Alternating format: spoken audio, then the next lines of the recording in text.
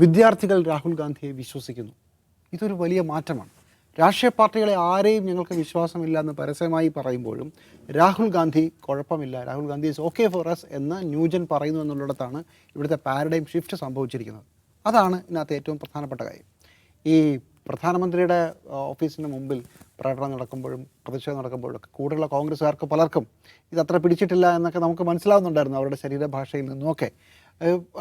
ഇവരൊക്കെ അപ്രസക്തമാകുകയും രാഹുൽ ഗാന്ധി, ഏത് രാഹുൽ ഗാന്ധി, പപ്പു എന്ന് വിളിച്ച് 2013, 14, 15 ബി ജെ പിക്കാരെ അപമാനിക്കുകയും ആ അപമാനം അവരുടെ ആ ക്യാമ്പയിൻ ഓക്കെ എന്ന് വിളിച്ച് കൂടെ നിന്ന് പാടിയ ഒരു വലിയ ജനത ഇന്ത്യയിലുണ്ടായിരുന്നു. അവിടെയാണ് രാഹുൽ ഗാന്ധി എന്ന് പറയുന്ന ആൾ, ഹി മീൻസ് ബിസിനസ്, അയാൾ പറയുന്നതിൽ കാര്യമുണ്ട് എന്ന് അയാളെ അക്സെപ്റ്റ് ചെയ്യുന്ന ഒരു പുതിയ തലമുറ വരുന്നു എന്നുള്ളതാണ്. ഏത് തലമുറയാണ്?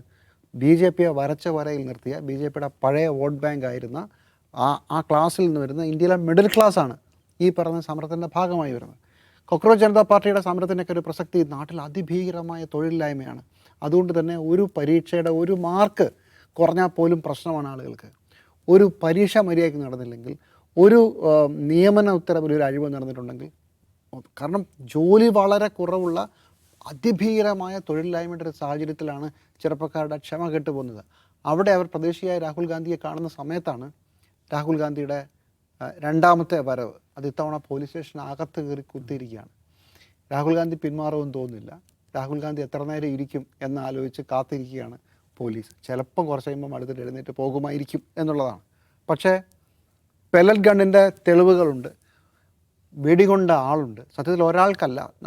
നമ്മൾ വായിച്ചതാണ്, സഫ്ദർജംഗ് ഹോസ്പിറ്റലൊക്കെ ഒഴികെയുള്ള 2 ഹോസ്പിറ്റലിൽ നിന്ന് മാത്രം അന്ന് വിവരാവകാശം വഴി കളക്ട് ചെയ്ത് 10 പേർക്ക് പെല്ലറ്റ് ഗണ്ണിൻ്റെ ആക്രമണം ഉണ്ടായി എന്നാണ്. 10 പേർക്ക് വെടിയേറ്റെന്നുള്ളതാണ്.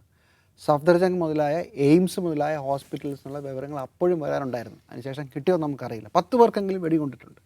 അപ്പോൾ ഇതിൽ നിന്ന് എങ്ങനെയാണ് ഒരു ഒളിച്ചോടും? ഞങ്ങൾ അങ്ങനെ ചെയ്തിട്ടേ ഇല്ല എന്ന് പറഞ്ഞ് എത്ര ദിവസം ഒളിച്ചോടാൻ പറ്റും? അപ്പോഴാണ് കാഴ്ച നഷ്ടപ്പെട്ട ഒരു മനുഷ്യൻ കറുത്ത കണ്ണാടി വെച്ചിട്ട് സാഹിൽ ലോബ എന്ന് മറ്റാണ് അദ്ദേഹത്തിൻ്റെ പേര്. സാഹിലാണ് ആദ്യത്തെ പേര്. സാഹിൽ ലോച്ചാബും രാഹുൽ ഗാന്ധിയും പ്രിയങ്ക ഗാന്ധിയും പോലീസ് സ്റ്റേഷനിൽ ആൾ സഹിതം വന്നിട്ട് പെല്ലറ്റ് ഗണ്ണിൻ്റെ ഇന്ന് പോയ വെടിയുണ്ടയും കാണിച്ചുകൊണ്ട് നിങ്ങൾ FIR ഇട്ടേ പറ്റൂ എന്ന് പറയുന്നത്. ഇത് ഒരു മാസം മുമ്പ് ബി ജെ പിക്കാർ മറക്കാൻ ആഗ്രഹിക്കുന്ന ഡൽഹിയിലെ ആ നാണംകെട്ട പരാജയത്തിൻ്റെ, മോദി അടക്കമുള്ളവർ തോറ്റ് മണ്ണ് കപ്പി താഴെ വീണ ആ പരാജയത്തിൻ്റെ ഓർമ്മപ്പെടുത്തലാണ്. വലിയ പാടാണ് സഹിക്കാൻ. നോക്കൂ, ഇപ്പോൾ ഈ കഴിഞ്ഞ ആഴ്ചകളിൽ നടന്നുകൊണ്ടിരിക്കുന്ന ഒരു പ്രധാനപ്പെട്ട കാര്യം, ഡൽഹിയിലെ സമരത്തിൽ ചെറുപ്പക്കാരൊക്കെ നന്നായിരുന്നു, ഗംഭീരമായിരുന്നു എന്ന് പറഞ്ഞ ബി ജെ പിയുടെ അതേ ഗുണ്ട സംഘം ഈ സ്കൂൾ ടീ കരോ ക്യാമ്പയിന് പോയ ആ കോക്രോച്ച് ജനതാ പാർട്ടിയുടെ ആളുകളെ അടിച്ചോടിക്കുകയാണ് ഇന്ത്യയിലെ പെട്ടത്. കൊലപാതകം മാത്രമല്ല, പശ്ചിമ ബംഗാൾ നടന്നത് മാത്രമല്ല, ഓട്ടി കടന്ന് അടിക്കുകയാണ് എല്ലാവരെയും. അപ്പോൾ കയ്യിൽ നിന്ന് പിടിവിട്ട് പോയ ഒരു പ്രത്യേക സാഹചര്യത്തിൽ രാഹുൽ ഗാന്ധി സ്ട്രൈക്സ് അഗെയിൻ എന്നുള്ളതാണ്. ഇതിനൊരു പാരലൽ കൂടിയുണ്ട്. ഈ പണ്ടെന്ന് പറഞ്ഞാൽ കുറച്ച് വർഷങ്ങൾക്ക് മുമ്പ് പെഗാസസ് സോഫ്റ്റ്വെയറിൻ്റെ സമയത്തും ഇതുപോലൊരു ചോദ്യം ഉണ്ടായി. പെഗാസസ് സോഫ്റ്റ്വെയർ ഉപയോഗിച്ചോ ഇല്ലയോ? കോടതിയിലും ചോദ്യം വന്നു. ഉണ്ടെന്നും പറയില്ല, ഇല്ലെന്നും പറയില്ല കോടതിയിൽ. അങ്ങനെയായിരുന്നു ആ സമയത്ത്. ആ സംഭവം പിന്നെ അവസാനം അത് പൊളിഞ്ഞു പോകാൻ കാരണം കോടതി ഒരു കമ്മീഷനെ നിയോഗിക്കുന്നു.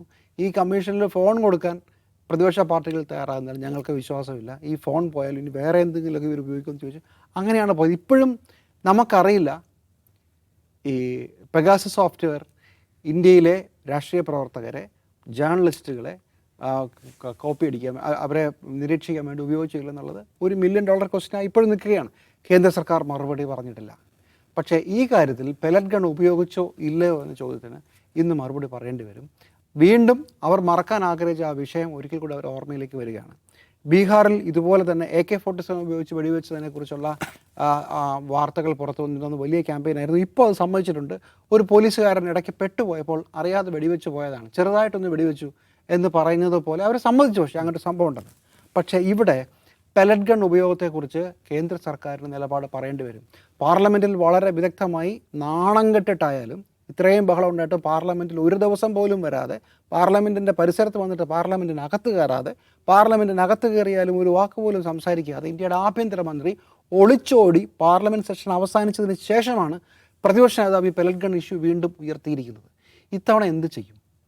കേസ് എടുക്കില്ല എന്ന് ഇപ്പോൾ പറഞ്ഞു. ഇതിനൊരു പ്രത്യേകം ഒരു കേസില്ല എന്നാണ് പറയുന്നത്.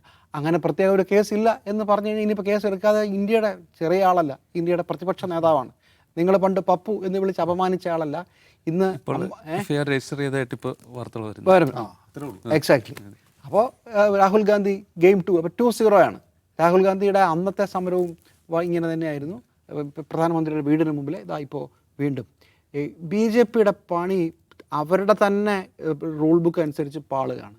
ഇങ്ങനത്തെ സർപ്രൈസ് മൂവുകൾ, ഒരിക്കലും അങ്ങോട്ടും ഇങ്ങോട്ടും പെടാൻ പറ്റാത്ത രീതിയിൽ പ്രതിയോഗിയെ കൊടുക്കുക, ബൗദ്ധികമായി അവരെ അങ്ങ് താറടിക്കുക, ഈ സാധനങ്ങൾ മുഴുവൻ ഇന്ത്യയിലെ ഒരു സംഘം ചെറുപ്പക്കാർ ചെയ്യുകയും ആ ചെറുപ്പക്കാർ രാഹുൽ ഗാന്ധിയെ ഹീസ് ഗുഡ് എന്ന് പറയുകയും ചെയ്യുന്ന ഒരു രാഷ്ട്രീയ സാഹചര്യമാണ്.